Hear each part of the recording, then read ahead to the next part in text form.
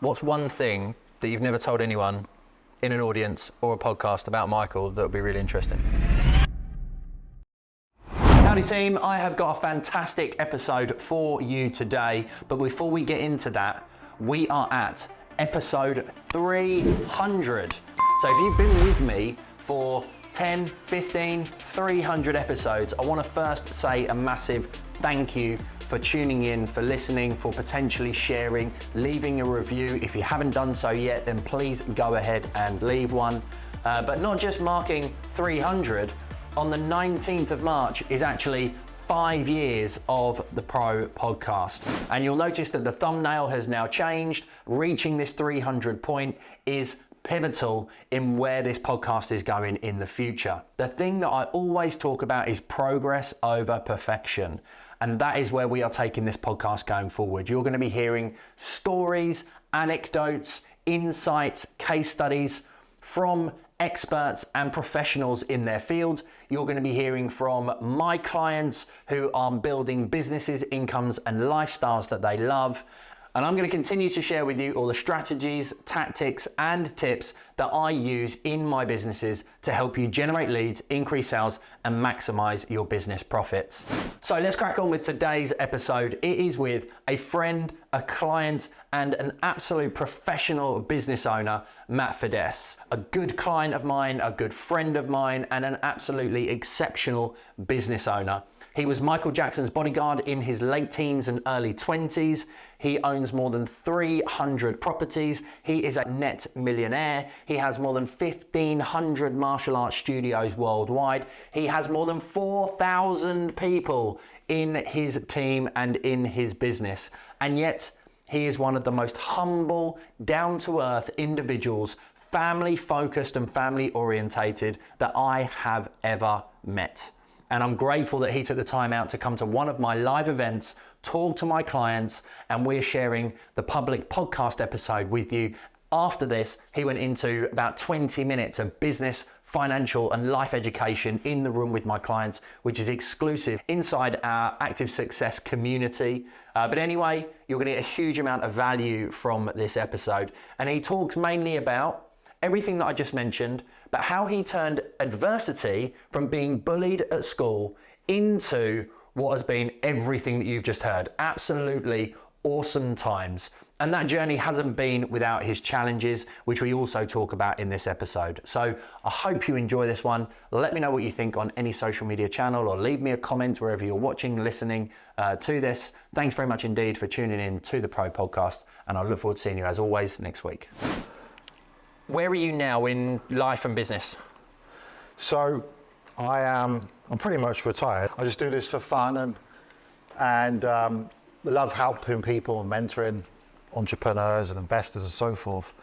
But yeah, I don't know how to answer. I don't want to say I'm flipping rich because it sounds arrogant. Yeah. But it doesn't, because I'm going to solve that as well. How many properties you got? I've done well. I've got hundreds of properties. How many employees you got? Well, they're kind of like into the franchise, about 4,000, something like that. Worldwide? Worldwide, yeah. How many kids? You don't know the answer to that. I do 6. 6. 6 kids. But I think most importantly, and this is kind of the ironic thing, is for me, having met Matt a little while ago, I was going to ask you how much you got in the bank.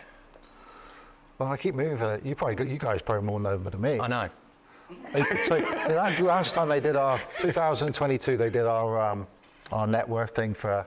It was a real awards show in London. I won Entrepreneur. The Alfie Best, the billionaire, won it the year before, and I won it the year after. And then you got to put your accounts in and your properties in. They came out just over 120 million, but I thought it was worth more than that. I was a bit upset. Yeah. I still won though. I still won. You'll take it. Yeah. But I think one of the most important things, and this is why I think it's, when you meet Matt and when you have a conversation with him, most humble guy that I've ever met, out of doing this injury over the last week, the man's given me more WhatsApp messages, more phone calls, just little simple messages asking how I am and anything else than anyone else I know. So it's like, a lot of that comes from the brand that he has built and a lot of how it all started, which I think is really relevant to where you're at now. To set that context, hundreds of properties, 1,500 martial arts studios, 4,000 people on the team worldwide, but you can't even write. Well, I can write, but I'll only understand it myself. And why can't you write? they thought I was right-handed at school, and when I got to the age like 14, they realised I was left-handed. Yeah, but it's not changed anything. Actually helped me. And you often hear successful people are obviously dyslexic or something along those kind of lines, aren't they? So if you go back to the beginning, because this is the key bit with brand being our focus, like when did you start getting into martial arts and when did you start building your business? Yeah, so I started getting into martial arts when I was 7. I was being bullied by a kid in school. He actually works for me now. He's my anti-bully ambassador. Honestly, it's a true story. We went on, Philip Schofield and Holly Willoughby really wanted to, they've been trying to find this guy for years. They thought we went to jail or something. We went on national TV on This Morning and we met him. I met him for the first time in 32 years. I shook his hand, thanks for making me a multi-millionaire. But no, he works for me now. He's an anti-bully ambassador. He's my school bully. And because of him, I started martial arts. The kid next to me said, go along to a martial arts class. And I went along and I enjoyed it. Rather than being told what I can do at school, and I'm rubbish at this and rubbish at that, I still enjoy school, I hated it. It's actually something I was getting praised for. So I became a bit of a martial arts fanatic. And for some reason, I just knew one day that was going to be my profession. That was where I was going to make my money. So I left school with no qualifications at all, not through lack of trying. I just thought the whole system was a bit outdated and wasn't for me. I remember being in my maths class, I still got it now, and I wrote a list of things, because they were teaching you, so you look old enough to remember the red phone boxes, right, everywhere. They were teaching how many different ways you can put 50p into a phone box. That was the GCSE question, like, you know, 2 20p's and a 10 or 5 10p's. I thought, this is ridiculous. So I turned to the back of the exercise book, and I wrote down a list of goals. And some of them were crazy stuff, like if you're into bodybuilding and martial arts, you understand, like do the side splits like Jean-Claude Van Damme and have big pecs and all this type of stuff. And the other things would be a millionaire by the time I was 20, have a Ferrari. By the time I was 20, be the most well-known martial arts instructor in the world. And I just focused on that. I didn't focus on anything else. So I turned up at my GCSE exams, but I remember one of the questions, I just put an extra stupid question. Because there's no relevance to any of that. And my mum comes from an academic background. She's one of 14 kids, and they've all got university degrees. She was a lawyer. And my dad's from Get a Trade. He worked for the Brunel Railway, so it didn't go down very well when I was telling them I wanted to kick my legs around in the air for a living. But anyway, they all ended up working for me. My dad ended up working for me, and my family, and so forth. But yeah, I was multi-millionaire by the time I was 19. And how did you go from, when did you start the business, and then what was that journey to becoming the multi-millionaire? So I started a business when I was 16, and that was a bit of a mindset thing, because I was young, you know, trying to get people to take me seriously, like trying to employ 35, 40-year-olds when you're basically a kid. And I read somewhere, that's why I've got that funny looking ponytails. No one here have ponytails today, apart from the women, that's right. Because I read somewhere, if you grow your hair long, it makes you look a little bit older. So I grew this ponytail, which became a bit of a thing back then. Made me a lot of money, that bloody thing did. I was too scared to cut it off. It was like a lucky charm. And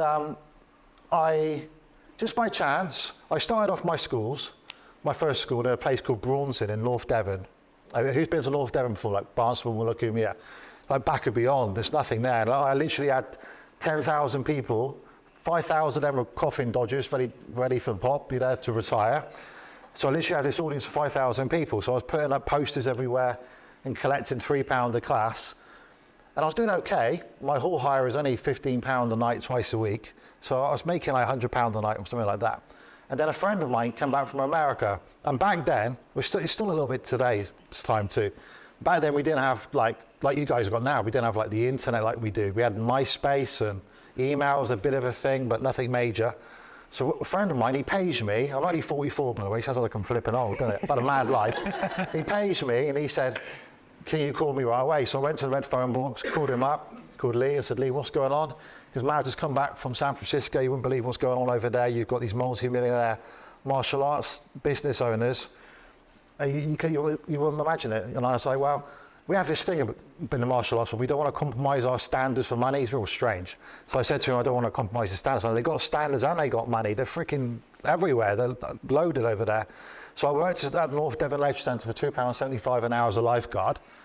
And I collected my little £3 per session in the ice cream container, take to the bank. Bought a ticket to go to San Francisco. And I went to a big event. And me and Gary are against all this pitching thing. We don't like to run to the back of the room thing. So back then, that wasn't a thing. You go to a 3-day event and you come back with amazing content, information, network, and there's no of this, get you all out, I'll tell you why, but not how to do it. It was all very different. So I came back with these notepads full of different things to implement. And I shook up the whole industry. So I was the first guy to put people on direct debits with standard orders back then. I made it educational, took it out of the dark ages, gave them homework, they had themes for the months and so forth. And basically I modeled these amazing people in America, studied the best in the world.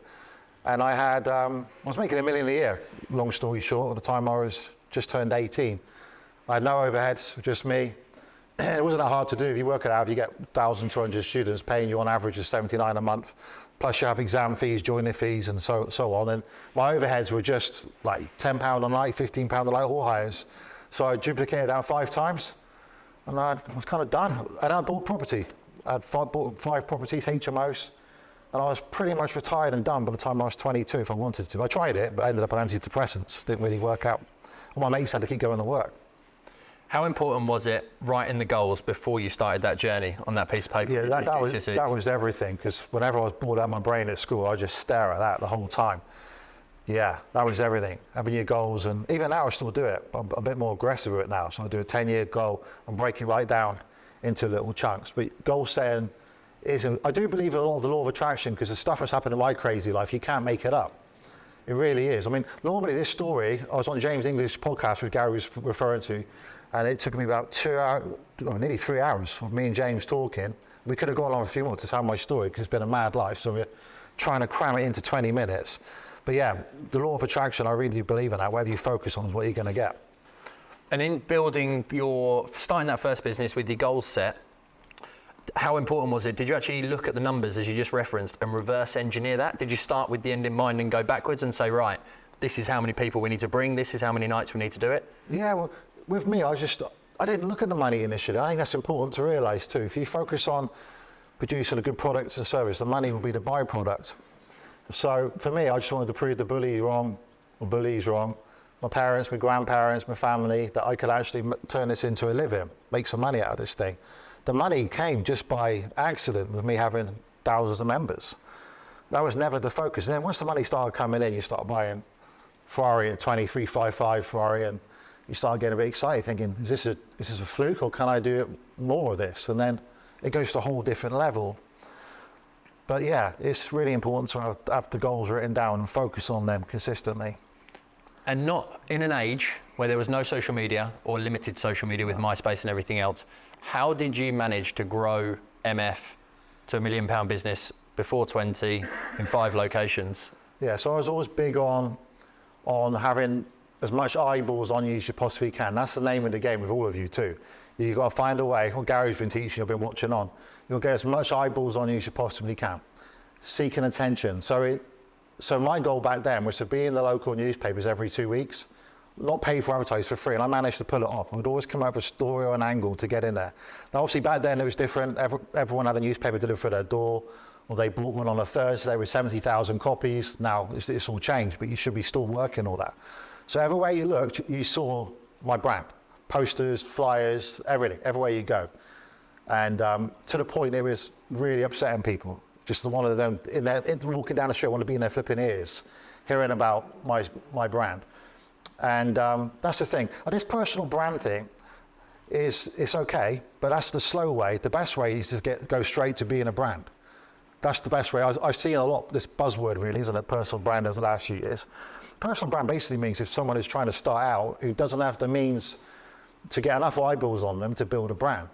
To build a brand is the best way for you all to get out there, and people will know, like, and trust you more than anyone else. Building that social proof, which we'll talk about a little later. Sorry, it's your interview. No, that's fine. So in terms of that, if you were starting again now with the knowledge that you had pre-20, before, let's call it dark ages, before online world was available, and you had all the resources that we have now, what would you do to build that brand? So with they're all franchises, by the way. So we got just over 1,700 franchises around the world, and we never stopped them we're quite pushy on them to do offline marketing, because if you get deplatformed for Facebook, has anyone had it happen here yet? Instagram, Facebook, you'll lose your account. At some stage, you'll lose your account for some unknown reason. It could be up to a year. So I make sure that they got 15 offline activities every month running, as well as the online stuff. You can't rely just on being online because you're just going to be screwed. What are some of those 15? Yeah, so like they work the school system. So all of you have got the same audience as what I have. They work the schools to get to the parents to sell their services or products. We work on mainstream media just as hard as we do online media. It's very easy. It's funny really, because people say mainstream media is dying, which it is, but when property is dying, everyone goes in and buys it up. When mainstream media is dying, you guys should be getting on TV. And actually last night, Nigel Farage called me, said, can you come to be on my show? I knew it's Valentine's Day, right? No one's going to be flipping watching. So I said, I can, I'm going to Gary Dass's instead. He wasn't very impressed with that. But I don't know him on the 9th. Yeah, and it's interesting, getting on in the media and being known as the guru in what you do is important, because you can have, there's two types of businesses. You've got one which is the standard one you see nowadays, just online presence, working Instagram, Facebook, TikTok and everything else, LinkedIn. And then you've got the others who do the offline stuff. If they type your name in and they see all these articles about you and all these people recommending you and video testimonials like Gary's talking about, then they see the other person and all they've got is an Instagram, a website and a TikTok account. Who are they going to pick? They're always going to go with the one with social proof. That's really what a brand is. If you stick my name in Google, you'll see everything going back years. We are hot on that, completely hot on that. No one's going to pick another martial arts. We've also got MF martial arts, we've got MF dance, MF Pilates, they have HMOs, properties. They're going to always pick my services over anyone trying to compete with me, because we got all this social proof in Google. So even if you see it's dying, getting in the mainstream media, if you get in a local, regional, national paper, they all have websites that are news sites that are linked to what you do. So you're going to end up having a Google presence anyway. So it's worth working. It's the most neglected part of business that I see out there at the moment. How would you get into local media? It's easy. You just got to position yourself as the number one expert in your area, in your field. Offer them a win-win. So what can you give them? You can give them like an advice slot. A lot of you are in the financial services world here, aren't you? There's always a way. I mean, the reason you're all here today is because there's some kind of pain point that's making you driven to go forward. You want to earn more money, or provide for your family, leave generational wealth, have a better life. Same with media. They're looking for human-related stories, something that, especially in the minute, with the cost of living nonsense that's out there, they want people like you on the radio stations to talk about it, or feature, giving advice columns, or be a mail online expert. You know, they're looking for people all the time. You just got to be the most visible and reaching out to them. And once you've done 2 or 3, they'll be ringing you. They'll be calling you.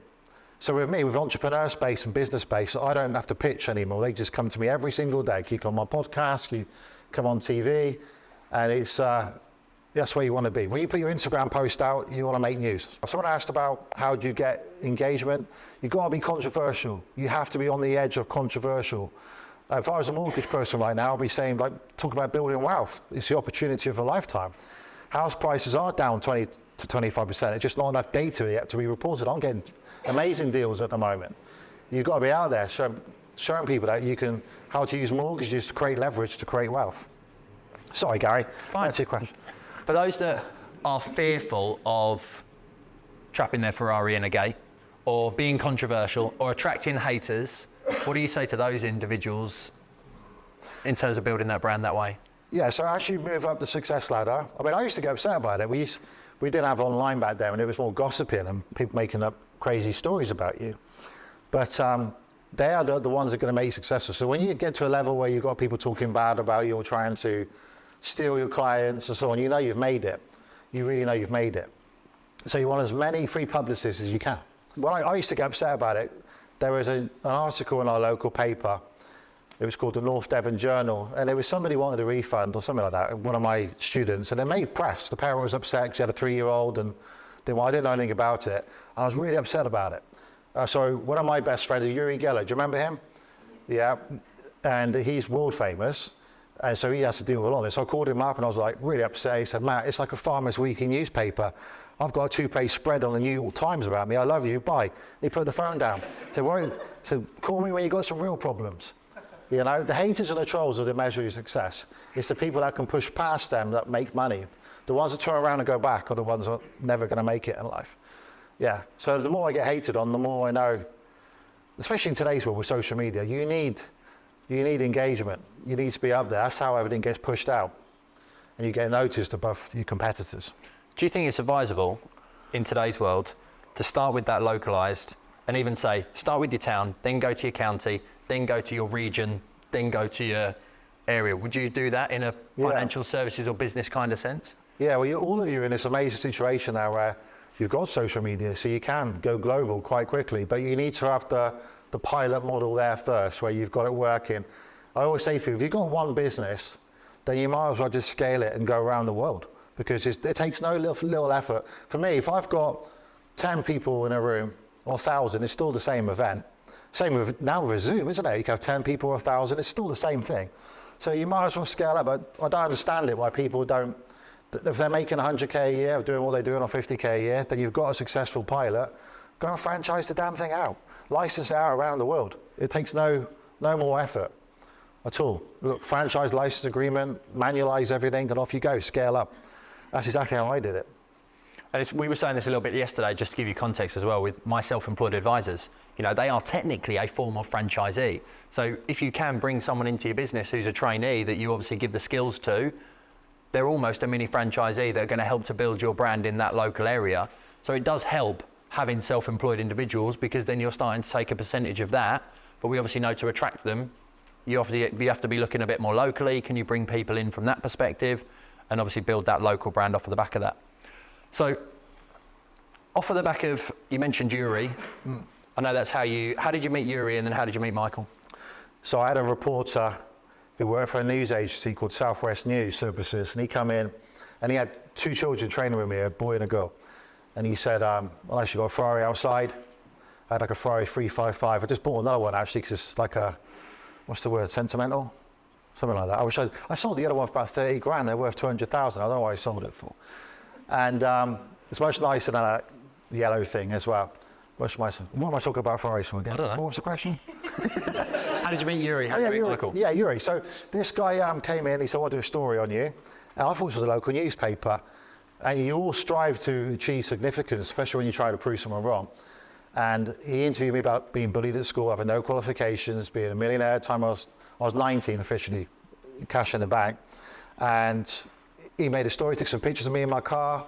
That was it. He went away for a few days. Nothing happened. I thought that was the end of it. Now back then, Sun newspaper and the Mail, you're talking about 20 million copies per day getting sold. Each publication, it was massive. So one day, the phone was just ringing off the hook, my landline. I thought someone died or something. It was pretty crazy. I was on the front page of every single newspaper, the Sun, the Star, the Mail, Bully Boy becomes millionaire. And a picture of me in my car, me as a kid, 7-year-old, and me doing a punch, and that was it. And on the back of that, researchers, they go through media and social media to look for people for TV shows. And I did TV shows like Trisha, Esther Ramson, Kilroy, do you remember all them? Richard and Judy. And Uri Geller was watching one day, and he said, I want to meet that guy, because he's all about, it's not just about the spoon bed, it's about positive mindset. You can achieve anything, you only use 10% of your brain. I mean, the guy's like 78 now, and he's in incredible shape. He puts his health first, and he's still relevant now, 50 years of being famous. And then, yeah, I know what you're going to ask next. This guy, yeah. So Yuri's best mate was Michael. So once I became friends with Yuri, unknown to me, I had no idea whatsoever. I knew he was, Yuri Geller's mega rich, right? He's got his house on Solomon-on-Thames next to George Clooney. It's like a palace, replica of the White House. So I loved hanging around with him because he took me to a whole different skill set and mindset. And he had very famous friends who would come around his house and people would ring up. But this guy, I didn't know anything about. Also, I knew who he was and stuff, but didn't know there was this connection. Michael was best man at his wedding and so on. So about 3 o'clock in the morning, Yuri called me up, and I was living in Barnstable at the time. And he said, you got to come to my house now. So I can. Why do you want me to come to your house now? Everything okay? He said, Matt, if you don't come now, you're going to regret it for the rest of your life. So, and I said, well, how the hell am I going to explain this to my other half who's sleeping? I'm leaving now and coming to your house. You've got to tell me why. So I can't. I love you, bye. Put the phone down on me again. And he's never served me wrong, right? So I had a massive row with the missus, like you wouldn't believe. You try to get out of your house at 3 o'clock in the morning and tell them where you're not going, and yeah. And try and tell them when you come back what you saw as well. And I drive to Yuri's house, gates open, drive down, nothing really special. There's 3 blacked out SUVs outside. Walk in the living room, and this frail guy walks up to me, and he bows to me, he says, "Hi, Master Fiddes, my name's Michael Jackson, pleased to meet you." And I'm thinking, freaking no, you are, but what are you doing here? And I was looking around. But back then, all these prank TV shows, I thought I was being pranked or something, and I realised it was the real deal. And we became good buddies, you know, for a year or so, and he became godfather of my oldest child. And that was it. And then I ended up taking on this whole security operation for him as his personal bodyguard and his kids and his family for best part of 10 years. And other than that, my life's normal. I know the answer to this, but I'm going to ask it anyway. How much did you earn out of Michael working with him as his personal bodyguard? Nothing at all. It was non-transactional. Because I knew this guy was, is he still there? Yeah. He's still there. I knew this guy was being used by everyone, being manipulated with nonsense stories, and yeah, it was frightening to see. I didn't need the money. I think that's why it worked. We had a non-transactional relationship. And I think when you bring money in the equation, sometimes it gets difficult. That's why it lasted the full 10 years. People used to come and go all the time because they used to rip him off. So I think he was getting charged about $150,000 per month for his security. I was able to do everything for free. So when he was in the UK or Europe, or if he needed me in the States, I'd go out there, or I'd send my family or my staff out there to look after him. And yeah, it worked. It's kind of how I work with everyone, really. I'm not being paid for today. And then Gary's coming to my event on the 8th of March, and I think that's the way it should work. Help each other out. So yeah, I heard nothing from him, but well, I did in a way because I had access to everyone in the world. When you're best mates with this dude, trust me, everyone wants to be your friend, especially when he was alive. Even so now, to an extent. So I'll be having dinners like around Mohammed Al-Fayed's house, who owned Harrods. He only died last year, and the Ritz Hotel in Paris. And I'll be to him, Michael Jackson, and Daryl Hannah, David Blaine, Britney Spears. That was my life at 19, 20 years old. That was. And your network is your net worth. Who you surround yourself with, who you're going to become. So I had a very not normal adulthood. When everyone else was out getting drunk, going to nightclubs, I was hanging out with the elite of the world, just by chance, law of attraction, whatever you want to call it. And these guys were talking about becoming billionaires, you know, changing big ideas and making an impact on the world. So yeah, I did make money. I didn't realise back then, because I was only young, but looking back now, I realise it's one of the most privileged, like mastermind, if you want to call it, I've had in the world. What's one of the biggest things that you learned? Because actually, at 19, you obviously were already a millionaire.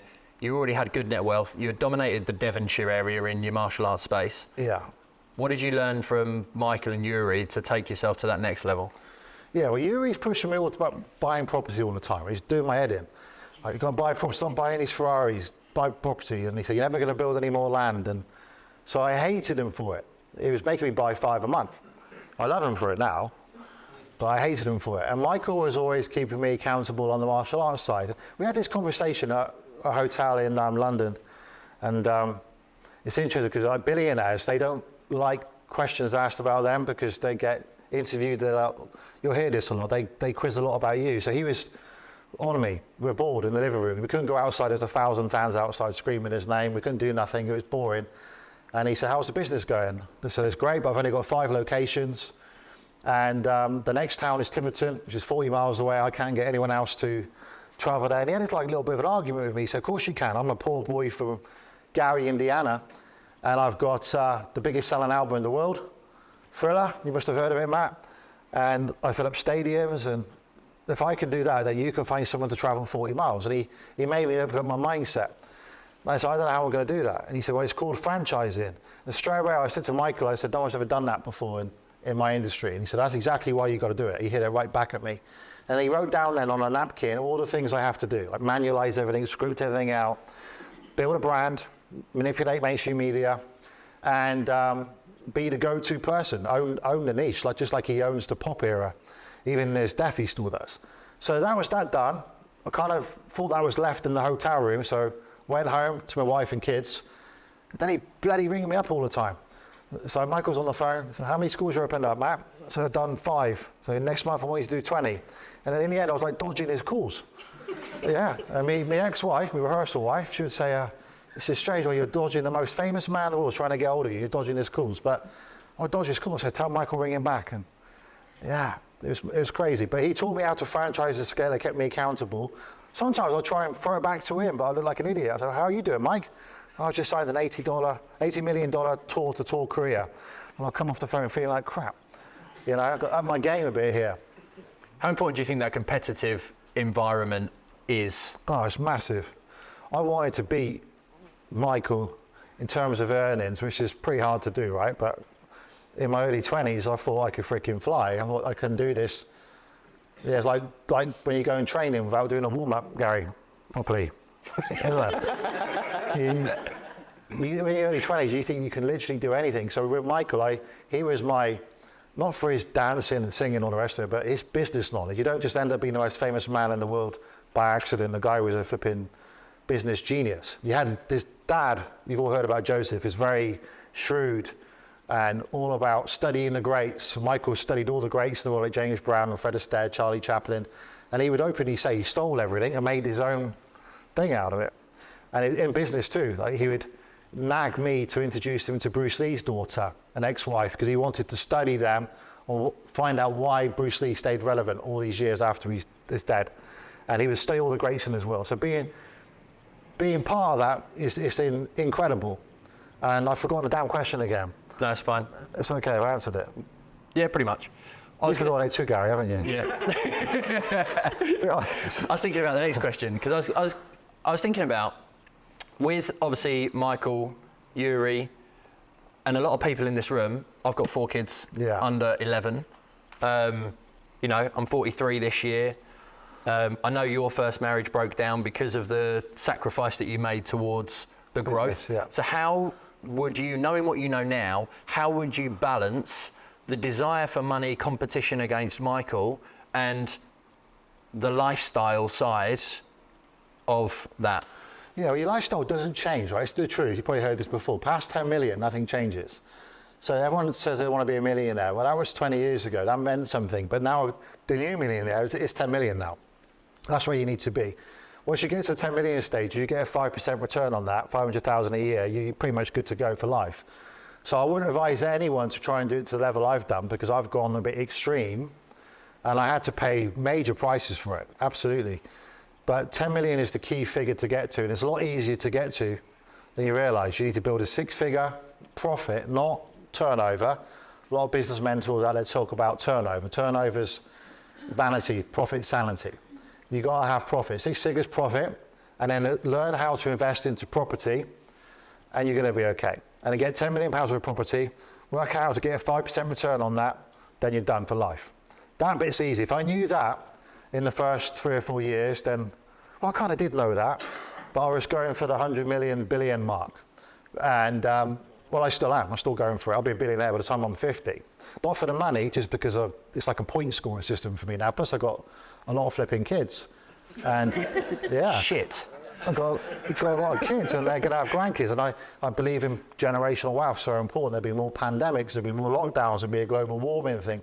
A lot of people made a lot of money of that type of stuff. So it's really important to focus on building wealth, but for the right reason. And it's a lot easier than people think. People overcomplicate it.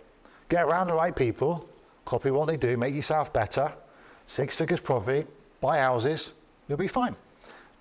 Why houses over other asset classes? We've got obviously IFAs and everything in the room. Yeah. So why that over utilising profit from your business and putting it into a pension? And obviously you can go into SaaS. Why that over ISAs? Why that over gold and other things that you can invest in? Yeah, I mean, I've got friends who like gold and watches, and I don't even wear a watch. It's not my thing. I think that, well, I know since the history of property records, the whole of the UK was once valued when they started off the land registry. I think it was £1 million it was valued for. The whole of the UK, you can't even get a garage for that in London now, can you? So as the population grows, we're a little island, it's the safest return. Also, I don't like to invest in things I don't understand. I fully understand the ins and outs of all property type of sectors, where to buy, what to do. I've been doing this since I bought my first property when I was 18. So for me, I need to fully understand it. I don't want to understand stocks and shares. To me, that's out of my control. That's a bit of luck and hope and praying. Whereas property, you're always going to be okay. It's like a lockdown haircut, isn't it? It's always going to grow out and be okay in the end. Who's had a lockdown haircut? Bloody things, I'm telling you. Especially when you're in the public eye, you've got to do lives and stuff, and got your missus trying to flip and cut your hair, and It always grows out in the end. So even if you buy a bad deal, eventually the property's always going to, you all know this, a lot of you in the property mortgage business, but it's the best way. And also you can leverage other people's money to such a degree. You can leverage it and play the banks back at their own game, because that's exactly how they do it. Lloyds Bank are the biggest privately owned. They're buying everything. I'm up against them. Whenever I go and buy deals, it's flipping Lloyds Bank all the time. And they just buy at market value. They don't even haggle. They just go and buy it all up. So it's true. Like Yuri said, they're never going to build any more land. It's the best investment on earth. And you all know about mortgages and leveraging. I mean, that's what I'd focus on if I was all of you. It's the safest asset class in the world, I believe. So I don't do gold. I don't do silver. I don't do watches. I do supercars. I understand that. So I've got a super. Plus, I like staring at them and stuff. It makes me feel great. I do supercar. I don't like driving and the bloody thing's uncomfortable and you bounce all over the place and everything. They look great. But I only buy them because they're a good investment. So that yellow thing outside, have you seen that yellow one? I got that one only because it's the last ever Ferrari made, now it's hybrid. So that's the last ever combustion engine Ferrari ever to be made. They're going to go along with this electric route. So I know that's going to go up in value. And that's like a combination, a mixture of all the different Ferraris that have ever been done. It's got the 355 engine, the F40 back. So that's going to go up in value, as long as I look after it and so on. And the Lamborghini I've got is a certain type, again, last one ever made.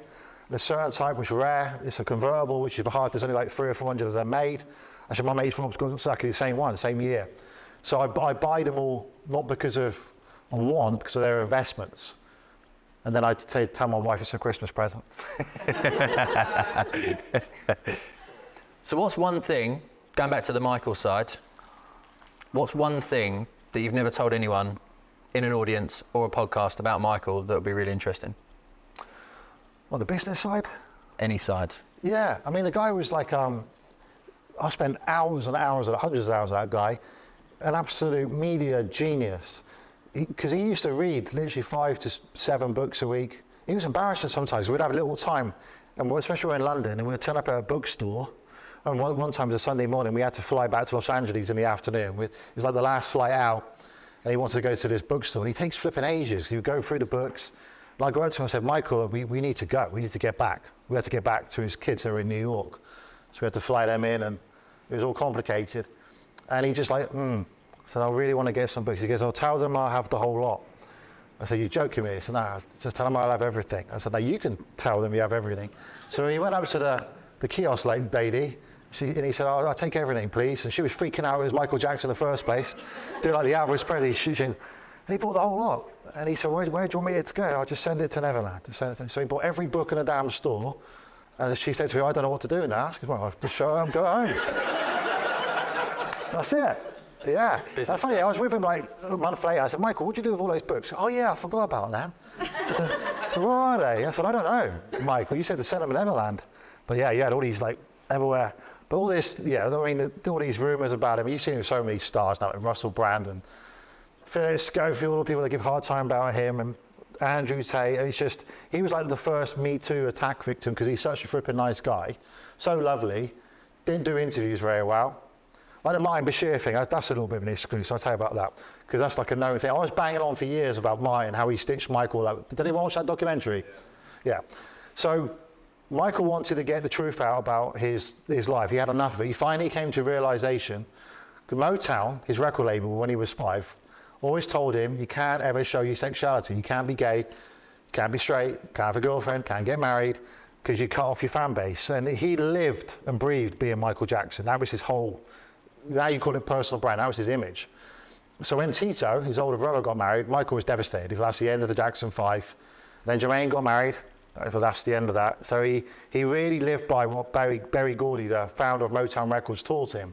And towards the end of his life, we convinced him that, Mike, this is kind of backfiring a little bit with the manipulation of the media, with the tape on his nose and makeup plastered on and the wigs and all the rest of it. Maybe it's time to let them know about your wives and your girlfriends. And he didn't have a problem with kids. That guy had a problem with women. He had a problem with women. That was the thing. But he had this brainwashed mentality from the record companies that he didn't want to upset his fans. They put him where he is, he used to remind us. And I would know, because I was sharing a hotel room off him, in the back of him. Well, he's married to Lisa Marie Presley. When people think that wasn't real, when I was trying to sleep while they were at it, all night. Yeah. I'm telling you, that guy was his brother, Tito, would say, if you want to know if my brother is a freaking kiddie fiddler or not, you go and send your girlfriend to Neverland with Michael for the day. She won't come back. He used to charm, I wouldn't put my ex-wife next to him, but he used to charm everyone with his wealth and his incredible talent. But no, with Mike Bashir, so he wanted to get his life story out there. And we had 3 people who were pitching for it. We had Louis Theroux. Do you know Louis Theroux? He was for the BBC at the time, I think. And we had Sir David Frost, who passed away. He was very credible. And we met him quite a few times with Michael. At Uri Geller's wedding, Sir David Frost was there. And then we had this guy, Martin Bashir, who was very famous from Princess Diana's interview, which you all know about now. So we told Mike, we got these 3 people. He said, who's Louis Theroux? I said, I don't know. This guy was like tenacious. He put notes under Michael's door, smiley faces, please let me do the interview. He's very charismatic. And then, so we said to him, we recommend you go with Sir David Frost because we can trust him and it'll be a real good feature. But in the end, he wanted Diana's guy because Michael was friends with Princess Diana. So we brought in Martin Bashir. I sat down in the meeting and Martin told Michael everything they wanted to hear. He said, I won't film your kids. We're going to stamp out the myths and stories about you. He didn't pay off any kid in 1993. That was his insurance company. Michael did not have a choice. He's in the middle of a world tour called Dangerous. So his insurance company he wanted to go to court and fight it. That was the biggest mistake, but his people overrode his decision. He had a contract with a promoter. There's billions on the line. It was a 20 million problem for the insurance company to pay off, and he didn't have a say in it. So they were going to clear all this up. Martin was saying all the right things, and me and Yuri were a bit skeptical. And then he pulls out this bloody letter from Princess Diana saying, Martin, you changed my image, my life, and you turned things around. Everyone loves me. Thank you so much. Michael read that, and that was it. So I want Bashir to do it. So me and Yuri left the room, and we thought, being Michael Jackson, he'd tie this Bashir guy up with lawyers and contracts. He did nothing of the sort. Didn't do anything like that. He just trusted him because of Diana. And then right up until the last day of filming, Michael was in Miami, and he called me up, and he said, Martin's asking me some really strange questions. So this is like 7 months in. So he's asking really odd questions, like why have I got my face like this? Why is my skin white? And all this stuff. And something's not right. And the deal was that Michael would give a VHS video back then, I think it was 2003, a video edit so he can watch it and say, I don't want that in, I want to change that, I want to put that music in and that dance in and so forth. And we had a date scheduled in Miami where Martin would fly in and deliver the VHS tape. And he didn't turn up. And then an alarm bell started going on because Michael realized that final day of shooting was very different from the previous 7 months. So he was ringing me. We were trying to get hold of Bashir. Wouldn't answer his phone. Tried absolutely everything. And then I went to watch the program at Uri Geller's house outside of Reading. And the first half an hour was okay. Then it started getting strange. And we had friends who were at Michael's house at the time. There was a famous scene where Michael's holding Gavin DeVito's hand. And Bashir would actually say, we've got this on camera, get yourself closer, Michael. Hold his hand. No one on mine. Don't stop trying to be you. Like, push him forward to get controversial footage. And we realised it was a hatchet job. At the end of it, Yuri's like, you need to let Michael know. And I'm thinking, you're his best freaking mate. You ring him up. I called him up and he was devastated. He couldn't believe that, the betrayal. And now it's all well known what Martin Bashir is like and what he does and what he did to Princess Diana. But yeah, we actually, on the back of that, we filmed everything. So whenever Mike's around, we'd have cameras running because fans would jump under the car and say they've been run over and sue him for millions, or they'd try and hope that he'll come visit them in hospital. I mean, they're fanatics, these people were. So we filmed the whole Bashir stay was always filmed. So just after Bashir's program was done, we did a rebuttal called it's called Martin Bashir, the footage you're never meant to see. And it shows the opposite to what Martin's doing, where he's praising Michael for what he does. There's 10,000 kids a year going through Neverland, not 1 or 2. And we put that out, but sadly only got 3 or 4 million viewers, whereas Bashir got 50 million because it was on the right broadcast network. So there you go, it's a bit of an exclusive. Nice. I know he's sitting down, but can we give Matt a big round of applause first of all? Appreciate it. You're welcome.